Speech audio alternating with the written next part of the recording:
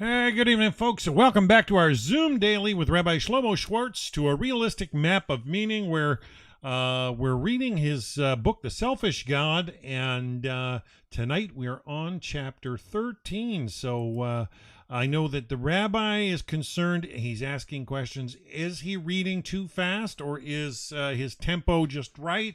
If you have any comments or questions on or concerns on that, just drop him a note in the chat room so he can pace himself.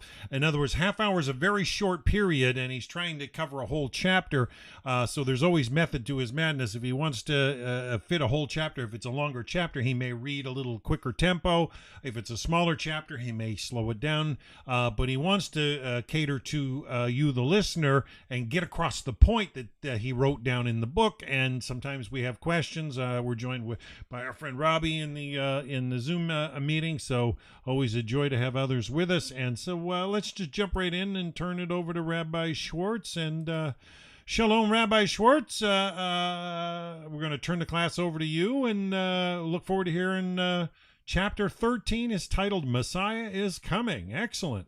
Yes. Well, that's the, where am I holding all this reaction? So I'm going to share the screen. Oops, I think yeah, here. Messiah is Coming, chapter 13. Now, I must tell you that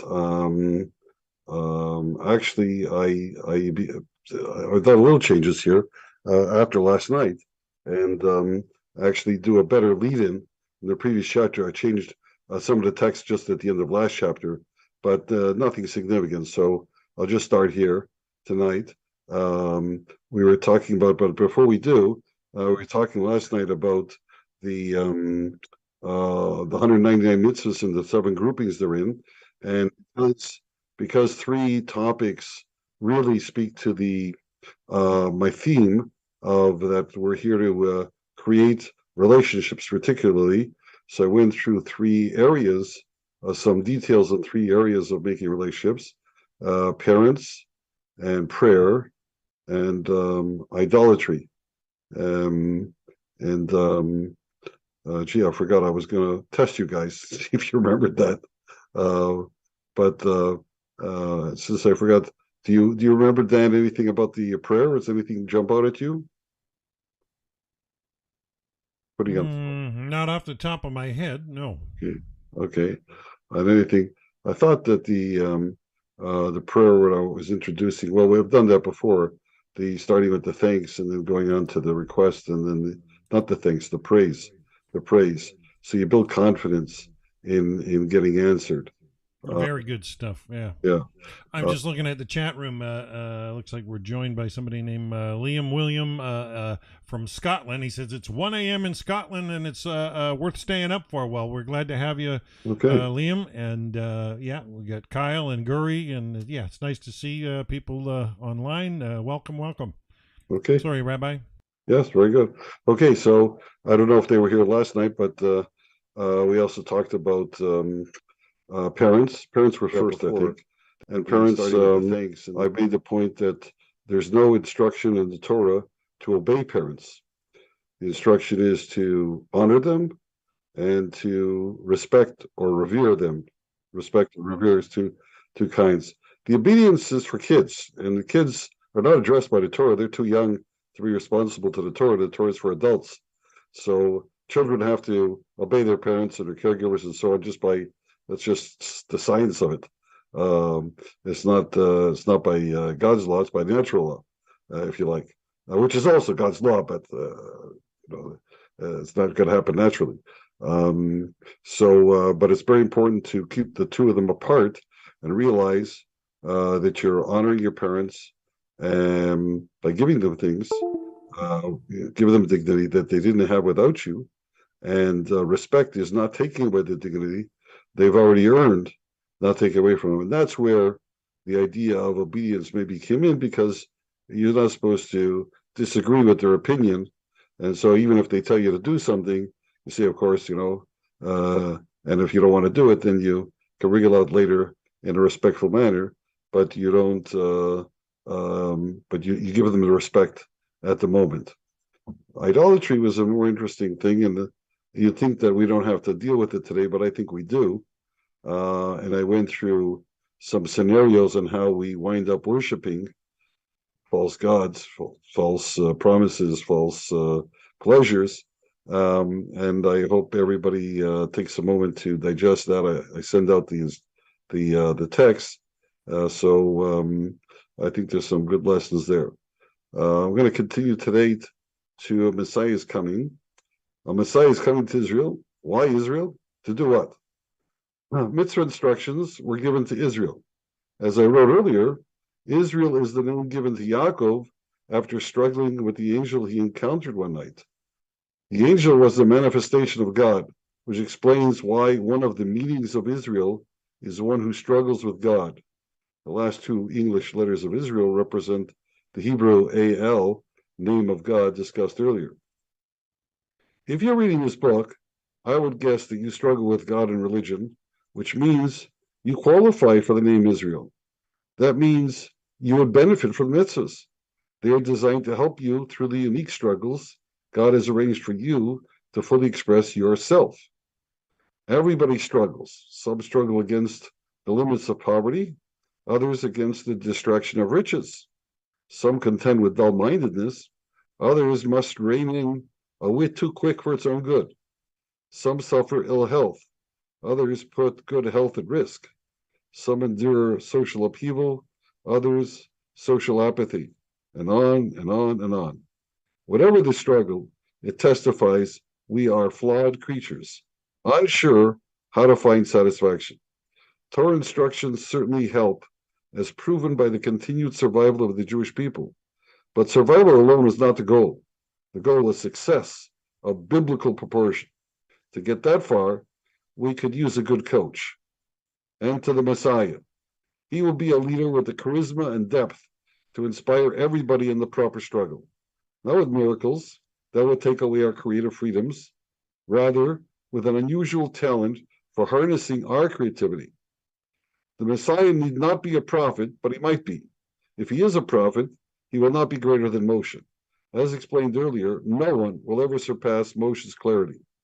All humanly possible clarity is contained in the Torah that Moshe wrote, as if dictated by God word for word. The need to go step by step in discovering that wisdom is part of being human. The Messiah's clarity will help us unlock further depths of that wisdom. This will be the fail-safe process by which we earn our final reward during the end of days, coming soon to a chapter nearby. The Messiah must descend from Kings David and Shlomo, be a learned scholar and a pious practitioner of Torah instructions. Those are the first three prerequisites.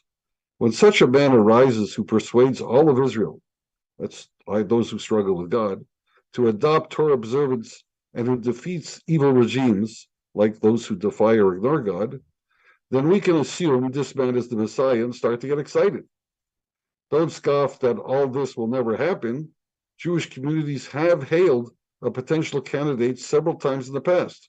However, Messiah never arrived because the candidate never mustered final confirmation. For final confirmation, Messiah must succeed in two further endeavors. Remember, just before I said not only needs those three, descent from King David, learned scholar, pious practitioner, but he has to persuade all of Israel to keep the Torah and defeat evil regimes. Well, more than that, he has to, one, rebuild the temple in Jerusalem, and two, attract the exiled Jewish people back to the land of Israel. Failure to achieve these two final goals before dying would prove that he never was the Messiah. Of all the requirements, this last one is the easiest to measure. You can always claim that your guy is wise and pious, attracts a lot of followers, and has defeated evil people. You can even claim the temple is rebuilt, it just looks different now. You cannot claim that all the Jews have returned to Israel when they haven't. To this day, to this day, all the Jews living in Israel do not yet comprise a majority of world Jewry, but we are getting very close. Messiah will not change the laws of nature. We will continue to need food, drink, rest, friends, teachers, and mentors. We may continue to discover truth without the guidance of prophecies or miracles. Even so, Messiah's influence will extend beyond the land of Israel, an obvious prediction of the World Wide Web, inspiring all of humanity to live the reality expressed by the Torah. We will call it the Golden Age. Why tell us? Just bring it on. Good question. Why tantalize us for so long? Some ask the question more bluntly. Why were we just born into heaven or paradise or the Garden of Eden? Oh, the Garden of Eden. Now I remember. We messed up there. Or maybe not. Remember, God created us so that we would create. Also remember, God always maintains editing control and wouldn't allow our choices to undo the plan. Maybe we just learned that when things are perfect, we make them imperfect just to give ourselves something to do. Now that we are in an imperfect world, we delight in creating solutions, or what we think are solutions. That is exactly what God wants us to do. God's plan was to cajole every individual to twist and turn in constant pursuit of their own satisfying contribution. Twisting and turning, trial and error, that's what it calls for, and for a lifetime. Unique contributions cannot be accomplished overnight as if they were a homework assignment. They are a lifetime assignment. To stay the course of a lifetime assignment, we need to live with the hope of final success. The Messiah is the embodiment of that final success. It is Jewish practice to anticipate Messiah's imminent arrival so that hope never fades and lesser successes are earned in the interim. Now, the best kind of hope is the hope that we can achieve the goal ourselves. That is true. We can definitely improve ourselves enough to justify Messiah's arrival. But if we don't, we need a failsafe. Jewish teaching tells us that God will send the Messiah anyway by a certain final deadline, because we need hope of even the less than best kind. Knowing he is coming is tempered by not knowing when. Human nature being what it is, if we knew the last deadline and it was very far off, we would take our time in trying to bring the Messiah sooner. We still have time, we would say. For the sake of motivating us to do the best we can as soon as we can, it is prohibited to predict the deadline for the Messiah's arrival. Why hereditary positions? The Messiah must be a descendant of Kings David and Shlomo. That raises questions because power by birthright is unearned and therefore unfair. Nevertheless, God seems to have preferred heredity, as can be seen by the very idea of a chosen people. Since this is part of the Torah reality that I'm trying to describe, it deserves some airing, especially since the idea of a chosen people has often incited antagonism and inflamed anti-Semitism. Let me present two considerations. First, the Jewish people didn't ask to be chosen. Many times during the 40 years in the wilderness, the Jews complained and threatened to return to Egypt because they preferred to not be chosen, to be left normal like everybody else. The chosenness was a piece of news delivered by the prophet Moshe, and they had no choice but to preserve that Torah text as part of the whole. This was especially true after Korach, who challenged part of the text, got swallowed up by an earthquake. Secondary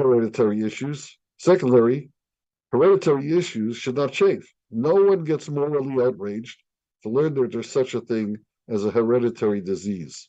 It's just another one of those facts we have to deal with, like skin color, baldness, body size, and the like.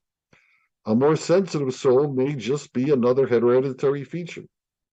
Ironically, the more sensitive soul may not be desirable because it requires extra self-discipline.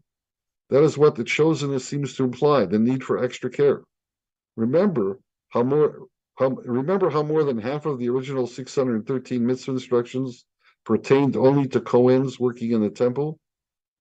Cohens are a concrete example of a hereditary position requiring extra care.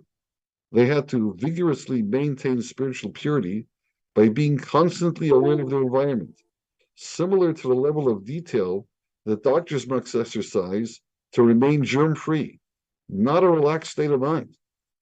Similarly, regular Jews, who are the next level down from Cohens, have to be careful about an extra 80 mitzvah instructions more than the 199 that apply to the general population.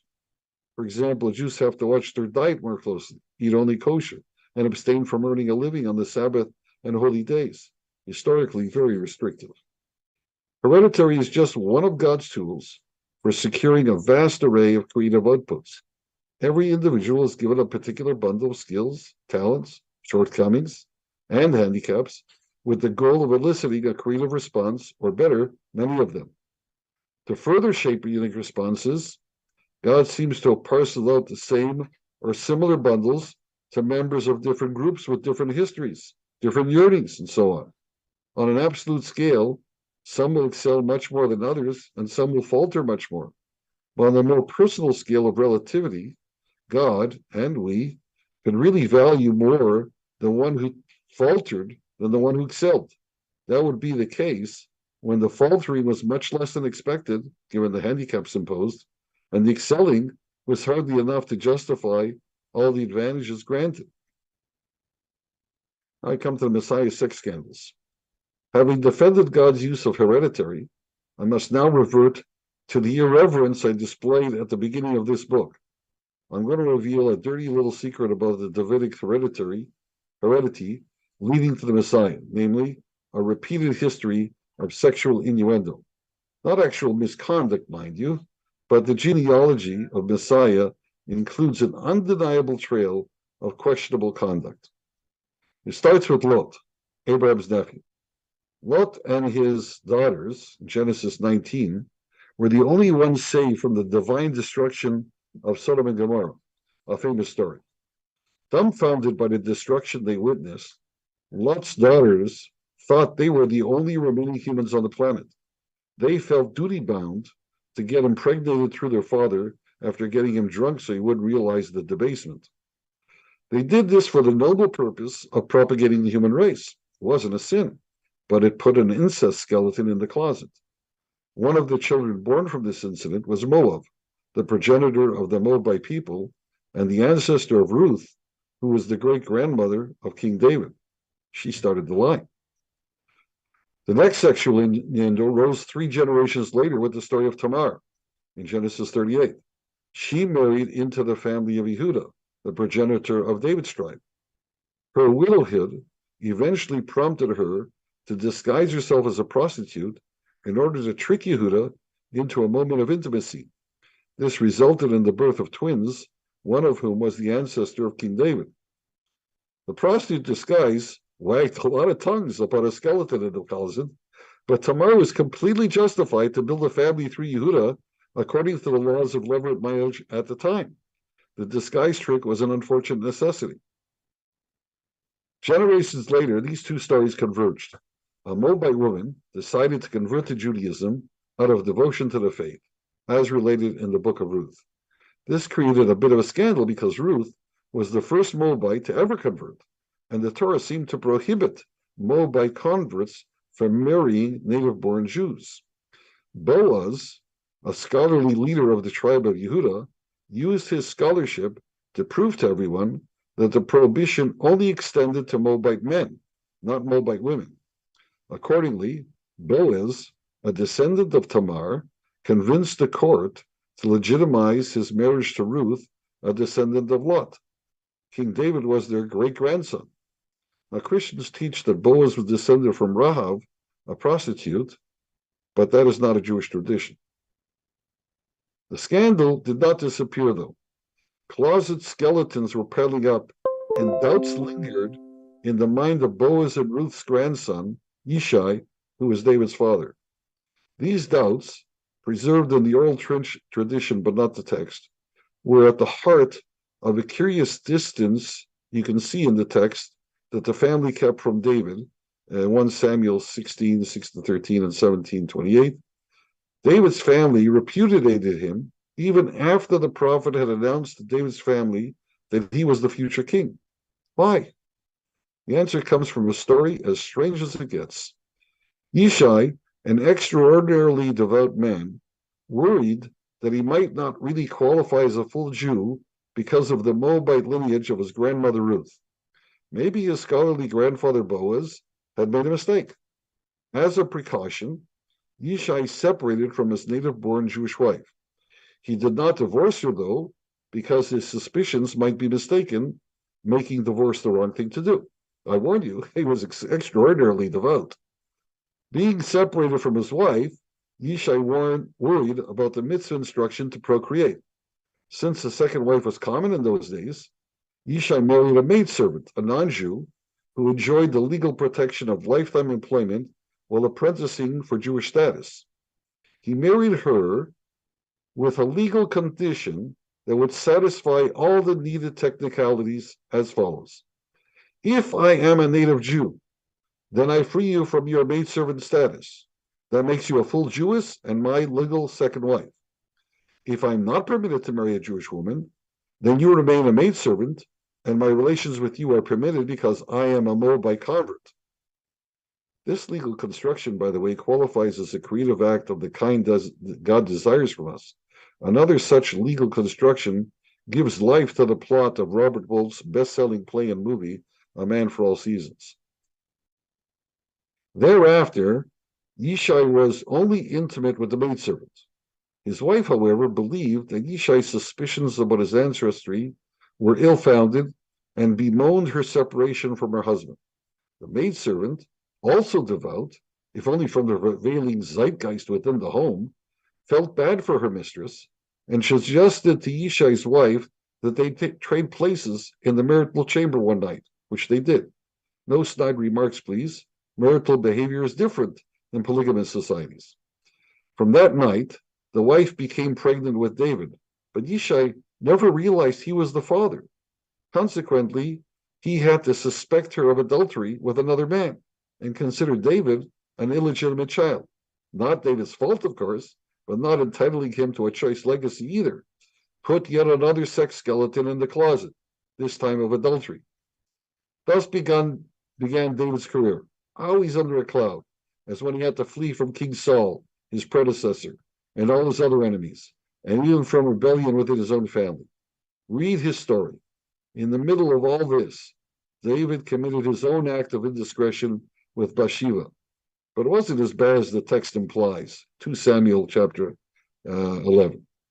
Bathsheba's husband was in the army, which had gone to war. Any soldier might disappear in the fog of war and leave his wife not knowing whether he had been killed or captured alive. On top of the emotional distress this would lead, this would lead to her financial ruin because she would be unable to claim support from a husband who might be dead and unable to marry a new husband since her old one might still be alive. To avoid adding such financial difficulties to the emotional distress, the prevailing practice was for a husband to divorce his wife before going to war and remarry her upon his return. Thus, even though Bathsheba had been married, she was a divorcee when David happened to see her bathing on the rooftop. David, as devout as his father Yishai, was the opposite of a peeping Tom, nearer to being a prophet. That is why he interpreted the accidental viewing of a bathing woman as a sign from God that he was destined to marry her. David was right about his destiny with Bathsheba, and their child turned out to be the divinely gifted King Shlomo. But that should have come later. Due to David's insensitivity to the husband's expectation of returning to his wife, he was punished with family problems and public censure. Another instance of sexual innuendo on the way to Messiah. Finally, there was Shlomo himself, whose fame was partially founded on the number of wives he took in Kings 1:11. The Torah allows polygamy, but warns kings not to marry too many wives because they will turn his heart to idol worship. I can't explain why polygamy leads to idolatry, nor why only kings are so warned. King Shlomo, the wisest man ever, allowed himself to marry too many wives, thinking he could easily avoid idol worship. The wisest man ever was duped by sex into thinking he could outsmart the Torah. If the Torah predicted a result, it was bound to happen, and it did. Now, please note, the oral tradition insists Shlomo never worshipped idols. We never would have considered him the wisest man if he had. It was his foreign-born wives who did that sin for which he was held responsible. All in all, there were 6 instances of sexual innuendo leading up to the promised messianic destiny. Lot and his daughter first, Yehud and Tamar second, Ruth and Boaz third, Yishai, Sari, David fourth, David and Bathsheba fifth, and Shlomo's polygamy sixth. In addition to the sexual innuendo, the stories drip with divine providence bringing them about. Why in the world would sexual innuendo be the necessary backdrop to the messianic idea? I suggest the answer lies in the number of stories. There were 6 incidences, 1 for each day of creation. This world was created with the plan of eventually reaching the Messiah. That was the end. What was the start? God created man to create at the next level. The first mitzvah God gave deployed the sex drive to start the momentum. Be fruitful and multiply is a physical act that leads to creating new people who are, in themselves, new sources of creativity. It would be poetically fitting for the pathway to Messiah to be earmarked with 6 divinely orchestrated incidents as testaments of God's creative involvement from start to end. But this finale is more than poetic. It is definitive. Because creativity can be wrong-headed and destructive, we need to learn how to control our passion to create. The Messiah will spread the Torah that ushers in a golden age of creating positively. Torah instructions draw the line in the sand. Up to here is positive creativity, beyond the line will be negative. The Messiah is the best one to teach us that lesson, to stay within the lines, because it is just the precision of those lines that validates his hereditary qualifications. His self will teach us how best to create ourself. That's it. Wow, excellent material. Yeah, first time I heard a couple of points about David Hamelech. Yeah, nice to hear that. I think you brought that out well. Good. I'm glad to hear it. That's just my opinion. Well, I don't know if Rabbi or Hadassah's with us now. I see you. You got any comments, Rabbi or Hadassah? I do. I found that really well written. You have a real knack for uh, speaking in a. Your language is really easy to understand, and it flows like conversation. That's a real gift. Thank you very much. And I I did, yeah, I didn't I find must that tell to you, I'm be so true. glad to hear that because I do spend a lot of time trying to make it like that. Well, that's wonderful. It's a natural. You have a natural way of writing, which is very easy to understand, and yet they are complicated thoughts, and you Yeah, put them together so well, and you also comment on yourself as you go along. And I really like that. Yesterday, I did not suspect that. It was more about numbers and, and what was in what right. category. But today, I was really impressed Okay. with it and learned a lot. And it all went together as I understood it to be. And I think it was really well written and well presented. Keep Really, this really good. keep this lady coming back. Say again. I said, keep this lady Keep coming this back. lady coming back. Yeah. Oh Oh, my God, Yeah. sure, He sure. loves the positive comments, so Believe that's me, good. I'll let you know when you're off base. Okay, very good. Okay. Yeah, Rabbi, we got a few comments on the YouTube. Kyle said that the reading speed, because I asked, he Yeah, said the reading speed is good, by the way. So good. Thank I you. think you were able to keep the tempo nice and flowing today, and you Okay. elaborated well. We've got a few comments. Good. So it's good to ask. You get a reply. That's great. Excellent. Very good. Good day. Good Okay. day. I'm telling you, good day. Okay. Thank you very much. That's it for tonight. I look forward to meeting with you tomorrow night. It'll be the end of the week for us, and then we'll start again Sunday night. Well, look, All right. after So, tonight, I'm yeah. going to miss you. I'll be back. All Okay. right, so that's our Zoom daily for today with Rabbi Shlomo Schwartz. We will be back tomorrow night, same time, going into chapter 14. So please make time, and we'll see you there.